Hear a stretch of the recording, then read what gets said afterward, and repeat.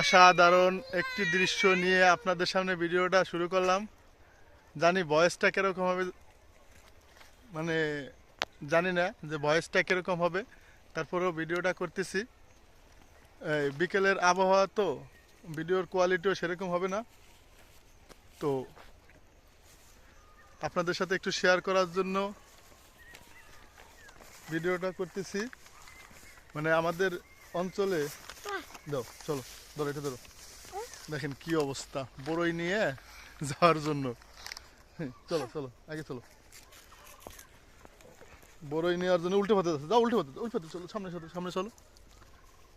তো ভিডিওটা আর কি করা, দেখেন পিছনে আমার সারা জায়গা, মানে পুরো জায়গা নিয়েই শুধু পেঁয়াজ আর পেঁয়াজ, পেঁয়াজের ক্ষেত আর পেঁয়াজের ক্ষেত।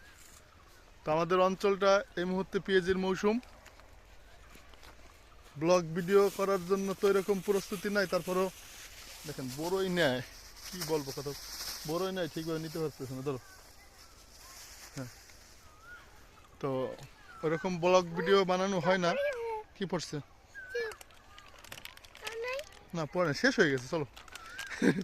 চিপ শেষ হয়ে গেছে, এখন বলে যে পড়ে গেছে, দেখি বাবা। না পড়ে না, আমি দেখছি নাই, পড়ে না, ফেলাই দাও। হ্যাঁ, তো ছোট্ট ছোটোখাটো ব্লগ করতেছি। মানে ব্লগ বলতে আমার এই বর্তমান পরিস্থিতির পার। দেখেন পিছনের সাইডটা, মোবাইলটা ধরছে হাত দিয়ে, তো মোবাইলের ভিডিও দিয়ে আর কি।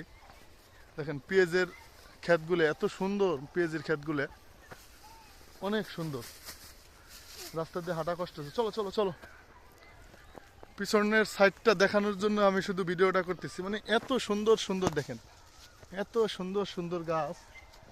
এই গাছ দিয়ে মানে এই গাছ থেকে যদি সব পেঁয়াজ হয় তাহলে অনেক পেঁয়াজের ফলন হবে। তো এই জন্য হলো গিয়ে ভিডিওটা করা। অনেক দিন বাড়িতে থাকলাম, মূলত থাকা হয় ঢাকা শহরে, ঠিক আছে, মূলত থাকা হয় ঢাকা শহরে। তো আসলাম ছুটিতে। দেখেন মানে পেঁয়াজের ভিতর দিয়ে কুকুর দৌড়াদৌড়ি করে, আর কুকুরের পায়ে বেঁধে বেঁধে একবারে পেঁয়াজগুলো উঠে যেত। মানে পুরোপুরি তো আর পেঁয়াজ হয় নাই। ও মাই গড, প্রায় 3 মিনিট ভিডিও করা হয়েছে। দেখেন কি, এটা হাই দাও তো, বলো আর কি। হ্যালো গাইস, যাই হোক, চলো এখন আমরা ভিডিওটা শেষ করব। অনেক দূর পর্যন্ত, মানে পিছনে যত দূর দেখা যায় পুরোটাই পেঁয়াজের ক্ষেত। চলো বাবা দৌড় দাও, পুরোটাই পেঁয়াজের ক্ষেত আর পেঁয়াজের ক্ষেত। তো শুধু এই পেঁয়াজের ক্ষেত দেখানোর জন্যই আমি ভিডিওটা করছি, ঠিক আছে। আর এতটা ভালো লাগতেছে,